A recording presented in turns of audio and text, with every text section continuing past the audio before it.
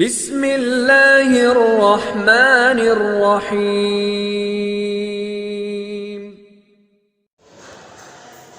السلام علیکم ورحمۃ اللہ وبرکاتہ۔ الحمد للہ رب العالمین والعاقبۃ للمتقین والصلاة والسلام علی رسول الکریم، اما بعد۔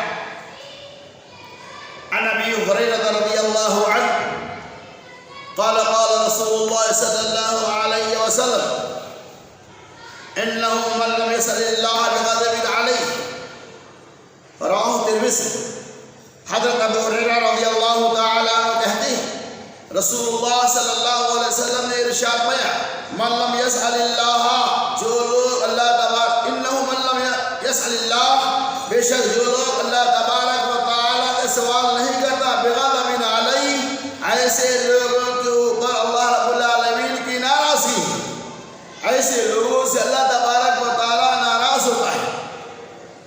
اس حدیث پاک کے اندر اللہ کے نبی صلی اللہ علیہ وسلم نے ہمیں اور آپ کو یہ پیغام دیا کہ جو بندہ اللہ سے نہیں مانگتا ہے، ایسے بندوں سے اللہ تبارک و تعالی ناراض ہو جاتا ہے۔ بندے جب اللہ سے سوال کرتے ہیں تو یقین اللہ تبارک و تعالی خوش ہوتا ہے، اور بندوں کے سوال کو اللہ تبارک و تعالی پورا بھی کرتا ہے۔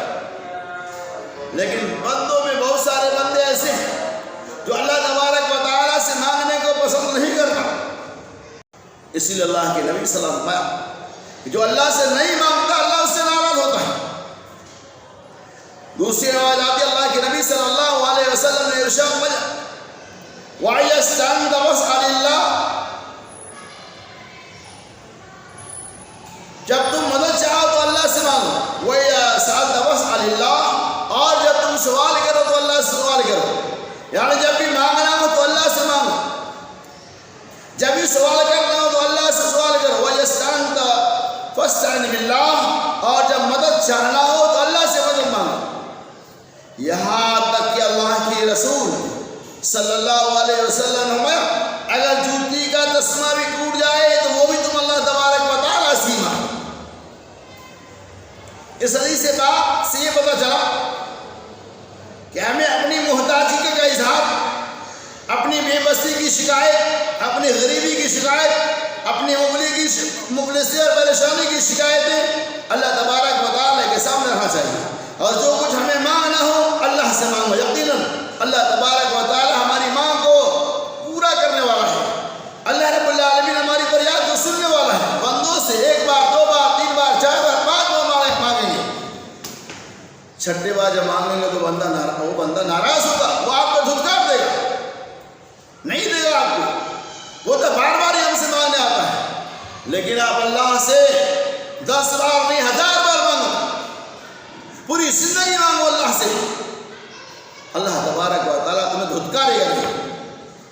اس لیے اللہ سے سوال کرو، جو کچھ مانگنا ہو اللہ سے مانگو، اللہ تبارک و تعالیٰ ہی دینے والا ہے، اللہ ہی ہماری فریاد کو سننے والا ہے۔